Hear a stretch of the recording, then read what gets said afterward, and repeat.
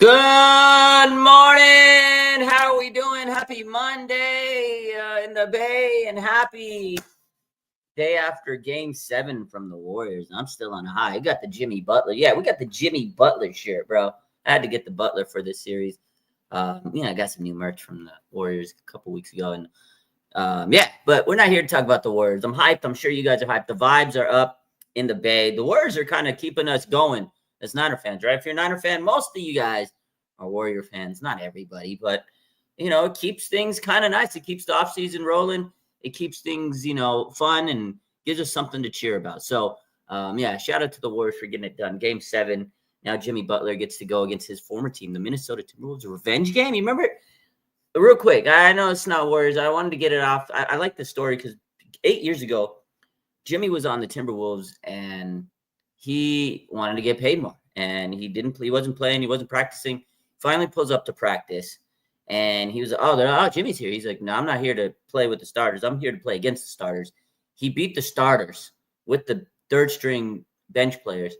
Left, goes to ESPN. Rachel Nichols runs a exclusive interview with them, and he told them, I was dogging him up, telling the owner and stuff like, pay me. He was yelling and barking at him in the practice. Long story short, he didn't get paid. He gets traded to Philadelphia, and of course, everything else happened in his career. But he's a dog, man. He's a dog. So shout out to Jimmy. Shout out to Steph. Shout out to Buddy Hield. Love that guy. He stepped up last night when we needed it. So shout out to the Warriors. But let's talk about Brock Purdy. MSQ says Jimmy's facing his long-lost brother. He is. It's the illegitimate sons of Jordan. Blazers? When was whoever said I was a Blazers fan? Trailblazers? Never been a Trailblazer fan in my life. Never been a Trailblazers fan in my life. Let's get to the news everyone's talking about. Brock Purdy. Are these updates really updates? It's all pretty much the same thing. Every week there's a new Brock Purdy, update or report. But this one kind of seems like it's fitting the pattern of what a lot of people have said. Brock Purdy was at the Warriors game 6, the other day. And, a lot of people, there was speculation because he was with his family. And he was with his family. They're from Arizona. Why would they be in the Bay? A lot of people started speculating that maybe Brock Purdy is here to sign a contract. I mean, again, it's speculation. People will make whatever of whatever. A lot of people have started to say that. Deanna Rossini, a couple of days ago when she had the Kittle report of, they almost they had people asking for trades and they refuted, they turned down those trades. Also in her report, she says that she believes that the Brock Purdy deal is closer than many people think, which, I mean, it makes sense if you follow the tea leaves, right? He's shown up to OTAs. He's not holding out. It doesn't seem like he's trying to have any dramatic contract situation. We've talked about this. So when Deanna Rossini says, I think he'll probably get a deal sooner than most people think, it makes sense. I agree with that. Like, I don't agree with much of Rossini says or whatever, but I mean, it's a logical take. It's a logical assumption. I mean, I'm not going to sit here and say she had sources on it, but it's just you put one and one together, you're going to get your answer pretty easily. So this is according to Mike Jones. Who? Mike Jones of The Athletic. Today he reported that the San Francisco 49ers quarterback Brock Purdy is expected to wind up with a contract that will pay him around $50 million per season and places him among the highest paid quarterbacks in the league. I think this is kind of the status quo. This is pretty much what everybody has kind of figured he's going to get paid, 50 mil being the number. There's been so many different reports, 53, 52. Everybody kind of wants to produce the number and get it right. I don't care it's necessary. I don't even think that number matters, right? It doesn't matter if the per year. It just really matters with the guarantees and how the contract is structured, just like George Kittle's contract. And the Niners will figure it out. I don't know. I don't necessarily think the per year is going to matter to Purdy. He's going to get paid a lot of money, and that's going to be happy for him and his family. He just got married last year. I'll probably start a family at some point. So for Brock, I don't necessarily think that the big number is the ultimate goal. It's just he wants to make sure he gets enough that he feels fairly compensated, and he wants to get it done in a timely manner so he can come in and do what he has to do with the team. So Mike Jones, okay, so that was what he expects.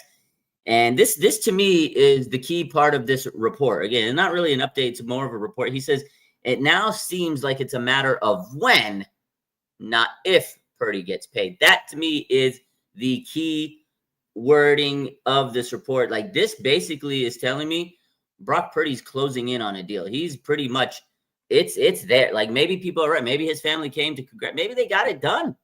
Like, to me, that little sentence tells me, like, oh, maybe it is getting a little closer than everybody thinks. Because when you hear this again, it now seems like a matter of when, not if. That just basically says this shit's done. This is ready to roll. He also, Mike Jones also noted that the Niners have been trying to work out a deal that gives the quarterback long-term security and also avoids any holdouts this summer or early season. See, that's pretty much been the vibe of this contract, the theme of this contract. Get it done. I don't want any holdouts. I want to be there with my boys. I want to be the captain, the leader.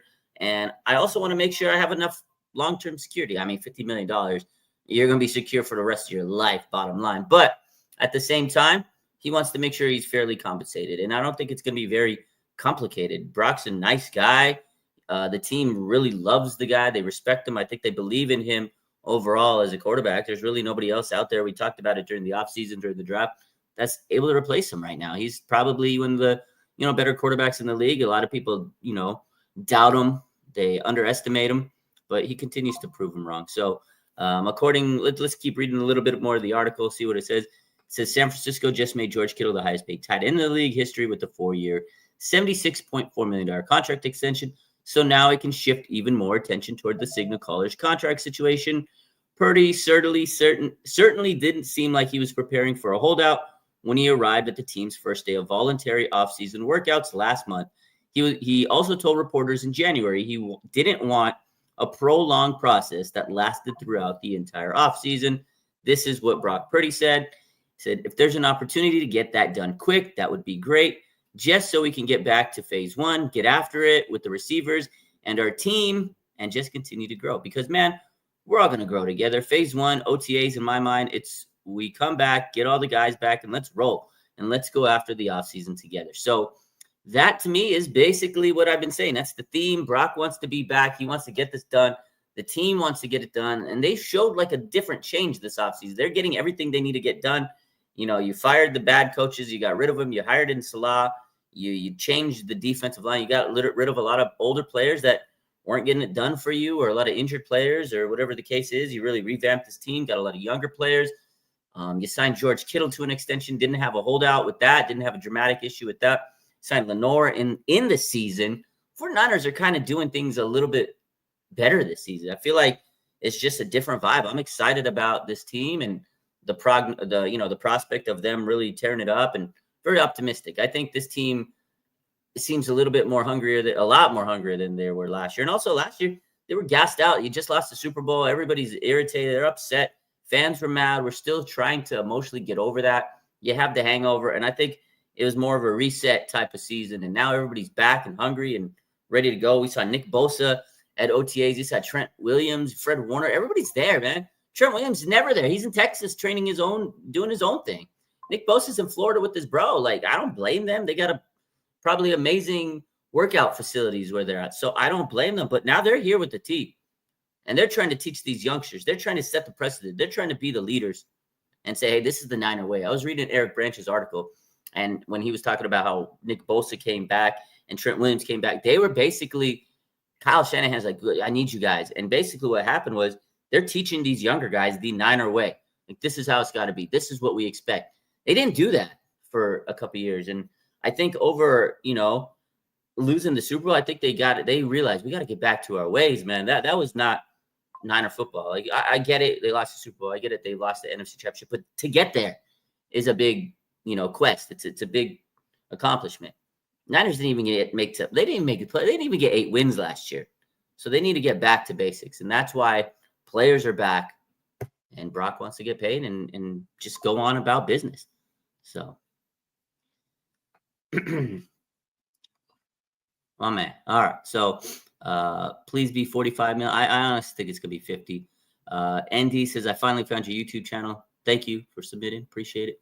MSQ says, I thought you were a Spurs fan. Come on, man. I'm a bandwagon Warriors fan since I moved to the Bay in 2007. It's a long story. We love the Warriors out here. I'm a big Steph Curry fan. I've always respected Steph, but good to see the Warriors winning last night. Once the Spurs started declining in 2017 and the Warriors were rising in 2017, absolutely.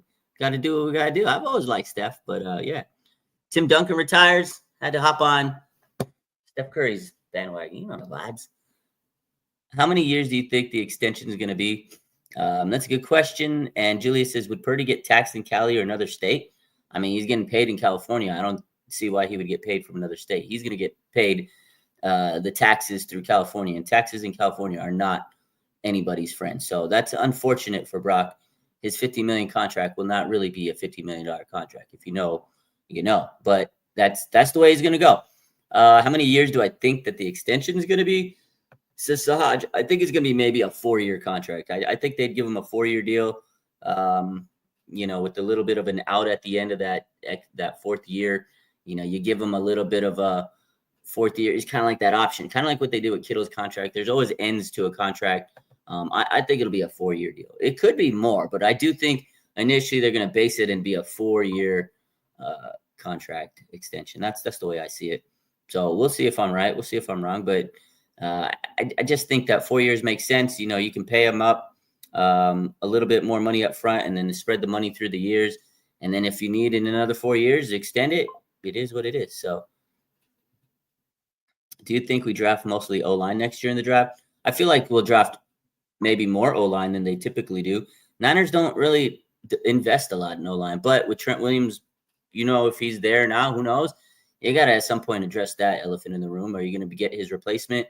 I think they will. I think the offensive lineman in next year's draft, from what I've read and heard, it could be a better offensive line draft. So, yeah, maybe they will. But it really depends on how this next offseason goes and what's left on the roster. And but I would imagine they would. But maybe some of the guys they have on this team that are still young and developing, maybe they take a leap, right? Maybe Nick Zakelj takes a leap. Maybe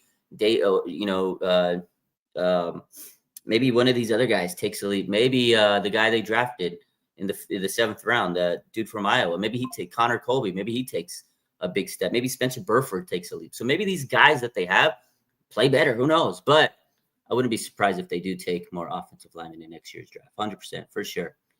So I heard that Bosa was getting taxed in Florida since he's living there in the offseason. Yeah, that makes sense, Julius. I think he's still, I don't know, don't quote me, but he could be a resident in Florida still. I mean, he might have residency, so, dual residency. He could be just living out here during football season and then still keeps his residency in Florida. So that could be why he's getting taxed in Florida. I don't know. Don't quote me. So it really depends on where you set up your residency. But I still think Brock, he lives out here. He has an apartment. Like, he's been renting an apartment with his, teammates for years until he got married. Right, until he got married to Jenna. This dude was living in a apartment with Nick Zakelj and Colton McKivitz. That's why he's their boy, right? That's why he trusts them so much, because they're roommates. They were roommates for so many years. So, do you think? Let's see. You think Brock throughout these years proved himself? I think he did. I mean, last year was tough. Nobody did good. I know everybody's gonna say, "Oh, last year he regressed." The whole entire team regressed. The O-line, running back situation, CMC was hurt. Pretty much everybody was hurt. Defense played like dog trash. Brock was not good. He didn't make good mistake. He did make a lot of mistakes overall, but I think in general, over the last 3 years, he has proved himself. He came in, he was a relatively nobody. Nobody knew he was. The story, Mr. Irrelevant, comes in, shocks the world, leads into the NFC Championship. Unbelievable. The UCL was ridiculous. And then he comes back and has another good year.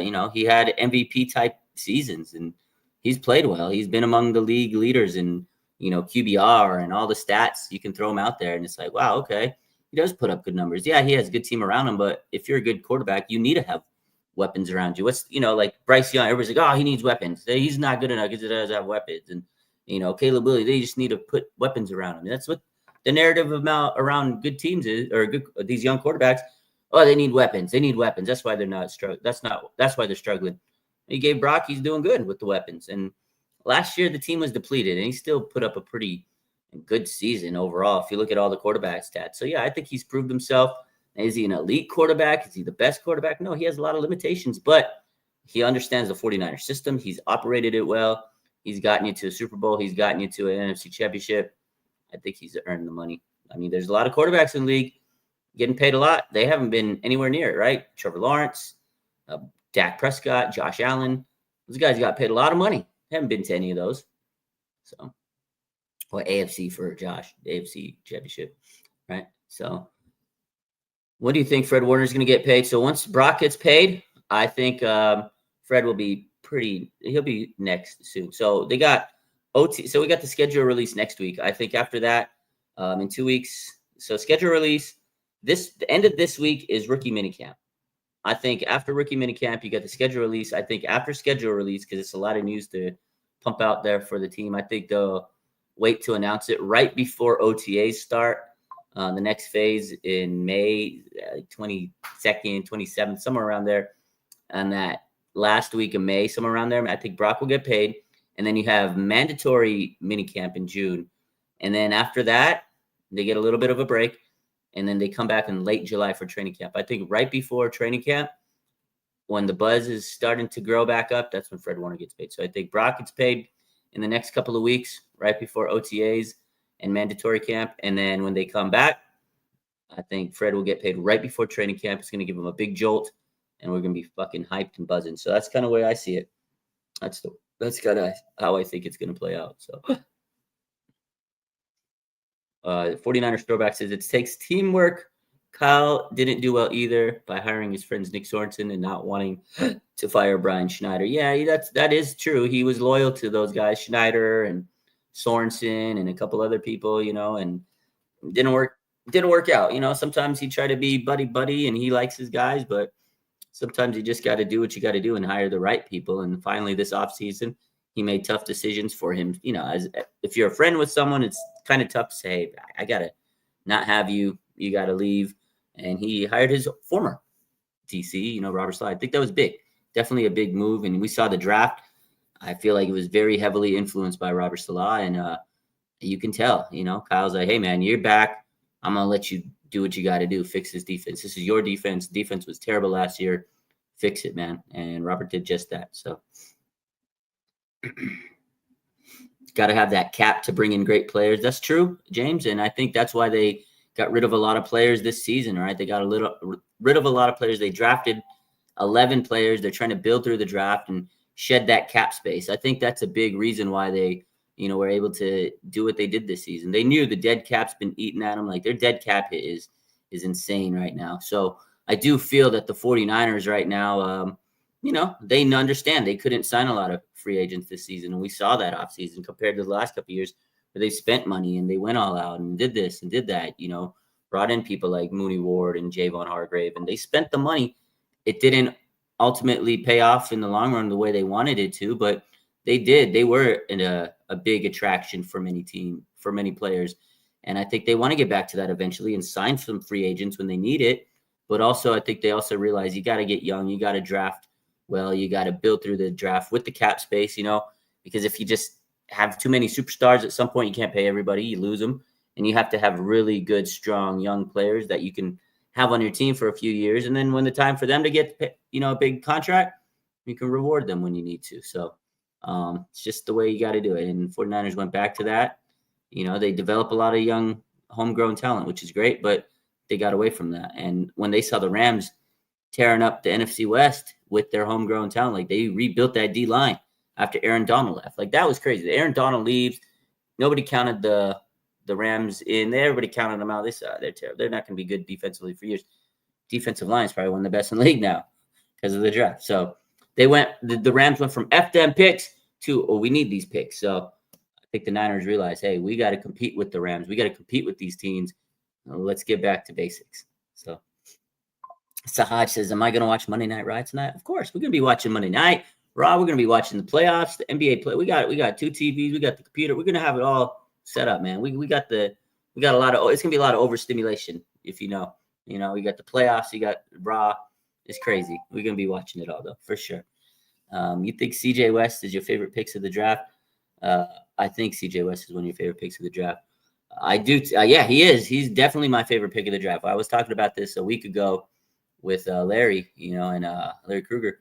Love that guy's tenacity, his energy. He just seems like he's got, heart of gold, and he seems like he's just ready to go out there and dominate, quarterbacks. Right? He says, I'm a QB hater. I love this guy. I love his mentality. I just think he's going to be gritty. He reminds me a lot of DJ Jones, and I love DJ Jones. He was a fantastic player for the 49ers. Wish we didn't, have to let him go, but, we couldn't afford him in free agency that year. I understand it. He made a big old contract, signing with the Broncos, and he earned every penny. So I think if this guy could be a percentage of DJ Jones, we got a baller, man. And 100%, I'm excited for CJ West. I'm excited for a lot of these rookies. So Julia says, which quote do you prefer? I hate QBs, or I just want to sack the quarterback, dude, from Nick Bosa. I like them both. I mean, the Nick Bosa line was so good. I mean, that mic'd up went crazy viral, and everybody's, I just want to sack the quarterback, dude. The way he said it, Armstead's like, yeah. He's the way he said it, and the timing of it, the comedic timing, and that blew up. And that was Nick Bosa's season, man. Like, you can't top that. But I hate QBs is definitely a vibe. And but the thing is, Nick Bosa's proven himself. He's showcased defensive player of the year. He's been a defensive rookie of the year. I think that quote from CJ West will stand up to time. And once he starts playing and he can get to the quarterback and get a lot of, QB sacks and stuff, I think over time it'll age more, even better over time if he can back that up. But I want to hear him say it. I'm sure during press conference down the line when he, during mini camp and training camp, when he finally starts talking to the media more, I'm sure he'll say that, like, I hate you. I know he's going to have something to say. He's got the shirt. I'm sure he's marketing himself that way. He's going to try to make some merch down the line. I can see it already, but I just want to sack the quarterback was a classic Nick Bosa, man. No, that was good times. So what was my favorite pick of the draft? Yeah, so we just talked about him, CJ West. I absolutely love the CJ West pick. I think that was a great pick where they got him. I think he could be a force in the middle. And after Nick West, I think Nick Martin, the linebacker, fantastic speed and quickness and lateral ability. I think he's going to make a lot of people, if he can live up to his potential, he could be healthy 100% and do what he can do and learn this defense and, get developed like most of the linebackers do and soak everything up from Fred Warner. I think Niner fans are going to love him. I know they're upset they lost Dre Greenlaw, but I think he's going to be a dog in this defensive system. So, but overall, I think CJ West was my favorite pick. He just seems like a monster. And you can't forget, the first two picks, Michael Williams and Alfred Collins. Niners did a good job drafting defensively. So also Upton Stout, the energy he has is fantastic. But number one favorite draft pick so far from the Niners, just on what we've seen so far, what we've heard, the way they've kind of presented themselves, the interviews. I like CJ West. So good stuff. But yeah, in any case, we'll see what happens with the Brock Purdy situation. As we stated, I guess they're getting closer to signing him. These are what the reports are saying. Like I said, it doesn't seem like they're going to have a lot of drama. And we'll see how the rest of this plays out. But I definitely think that we're getting closer. We're getting closer to Brock Purdy getting a contract extension. Let's kind of go through some news we may have missed over the couple of days. I'm pretty sure we talked about it, but just in case, we saw this a few days ago. This was on, I believe, Friday. The 49ers reportedly turned down an offer of a second-round pick in exchange for George Kittle before the draft. 49ers declined the offer and made Kittle the highest-paid tight end a few days later. Of course, this was the Deanna Rossini report on Friday, and we talked about it. But shout out to Kittle. He said he wanted to be a Niner for life. He manifested it, and he got what he had to do. And Rossini was trying to, save face with this report and everything. We talked about that and how she wanted to be right. In her podcast, she even said, oh, yeah, he was wrong. I told him I had sources, and I said he wanted to be the highest paid. At the end of the day, he was telling her that her source was wrong about him not showing up because of contract negotiations. She was wrong. She couldn't admit it. And then she came out with this report, which who knows what the truth behind the matter is. Bottom line is 49ers didn't trade George Kittle. They made him the highest paid tight end. He wanted to stay with the Niners, and he did, and he got paid handsomely. So Rossini, nothing burger overall. But a couple other things, as you know, over the weekend, I believe this was also Friday. We reported it. Everybody else we all reported it. All the news outlets reported it. We talked about it Friday, but just in case you missed it on Friday, 49ers brought back Ross Dwelly. Now they got Ross the Boss, George Kittle, and a whole bunch of other tight ends in that tight end room. And we'll see what happens. But Ross the Boss at least gives you a third tight end. You brought in a blocking tight end over the offseason. I think the 49ers are saying, hey, look, we didn't draft a tight end because we didn't think any of them were going to be able to be good enough where they were in the rounds of the draft that they were looking at tight ends. And also, they got some guys on their team that maybe they can step up and finally take that leap and take over Ross Dwelly. If not, we know Ross Dwelly, and he can fit in this system easily. So we'll see how that plays out. Brock Purdy was in attendance for the Warriors game this weekend. We saw that. And last but not least, this was reported on Saturday. I haven't talked about it with you guys, but this is a pretty cool thing. 49ers cornerback Deion Moore has been named the 2025 winner of the Dwight Clark Award. This is now an annual award given out to the player who best exemplifies the spirit of teamwork and camaraderie. They have a big ceremony during the San Jose Amphitheater. It's usually in the middle of May, so it's in a couple of weeks. I believe that this one's going to be on May 21st in the Hammer Theater in San Jose. They have a big program. They honor the player. Last year was Dre Greenlaw. Previous winners was George Kittle in 2021. He was the first-time winner. Eric Armstead in 2022. Fred Warner in 2023. And then, of course, Dre Greenlaw last year, 2024. So shout out to Deommodore Lenoir, man. Just a great honor for him. He's a young up-and-coming player. I think he's going to be a captain this year. When you win an award like that, it just tells you like the locker room, the players, the team, the front office really, loves what you're doing. And, you're the teammate of the year, basically. You're their favorite teammate, basically. You're the guy that's out there giving a lot of, strength and courage and teamwork. And you're making everybody play harder and practice harder. And you're that guy. Like, you're everybody's hype man. So I love Lenoir. He's really stepped up over the last couple of years. And it's good to see. So I think he'll definitely be a captain in the next season in 2025. So shout out to Deommodore Lenoir. I thought that was pretty cool. So we'll see. We'll see how it goes. And we will talk to you about some other things when the things come up. A hyena. Let's see. My least favorite draft pick, Chelsea. If I had to give you a least favorite draft pick, I probably would say Jordan Watkins. Not that I don't like him. I think he could be solid. I just don't think that I don't know. I don't know how much he's going to have an impact on his first season as a rookie. He even said that Kyle Shanahan told him he doesn't know how much he's going to get on the field as a rookie. So the other receiver they had, he's definitely going to be a punt returner. He's your 7th-round pick. So Jordan Watkins, I don't know where he's going to fit in on this offense. I like his talent. I think he has good speed, but I just don't know how he's going to fit in. I don't think he's going to have much impact early on. I know a lot of people are going to say, what about the quarterback? Honestly, don't hate the quarterback where you got him. 7th-round pick. He got drafted by the CFL, by the Saskatchewan Roughriders, the Maple Missile. I don't know. I don't hate him. I think that it's a stash and whatever type pick.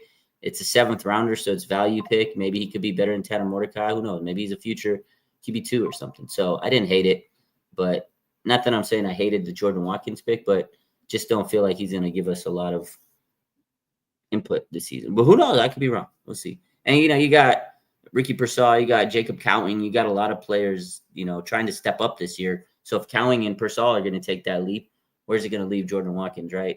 Well, we'll see. And you got Juwan Jennings, who's contract season. So breaking news 3 hours later, we'll be back. Yeah, we'll be back. Happy Victory Monday for the Dubs, says Nathan. Yes, good stuff for them. He popped in Jackson Dart's highlights. He did. And they asked him about Jackson Dart during his little mini interview, welcome to the team.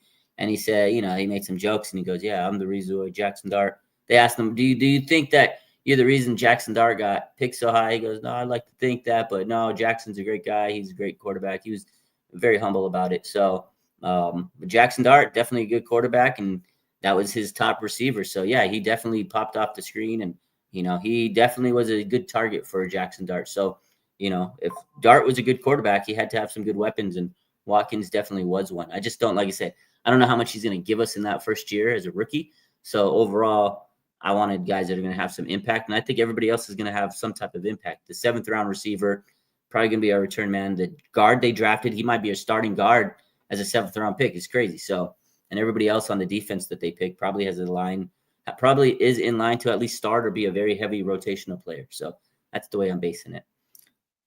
What do you think about Connor Colby? You think he's going to be a starter right away, says Eduardo? Yeah, so that's the guy. I think that he has a chance to start right away because this competition on the left guard side is going to be intense in training camp, right? You have Ben Barch, you have Spencer Burford, and now you got Connor Colby. Like one of those 3 guys could start, and then I'm not going to just pencil in Barch right away. I like him. I think he's talented, but injury is a huge risk. And even if he starts right away, Ben Barch, if he gets hurt, here comes Connor Colby. He's got a big opportunity to take that starting left guard spot. So we'll see. Letting you know that Elijah Moore signed with the Bills. Good for Elijah Moore, and much love to him. But we'll see what happens. We'll see if there's some Niner news that pops up. So you guys have a good rest of your day. Happy Monday, and enjoy the NBA playoffs tonight. We got a doubleheader. You got the Nuggets and the Thunder. I hope the Nuggets take down the Thunder. I hope the Nuggets win that series. And then you got the Knicks and the Celtics. I can't stand the Celtics. I hope they lose, but I still know if the Knicks have enough to take down Boston. Boston, as much as I hate them, they're a good team. So I got Boston in 6, and I got Nuggets in 7. Battle of the MVPs. Y'all have a good rest of your night. Go Niners, go Warriors. We'll see you later. Bang, bang. Not again.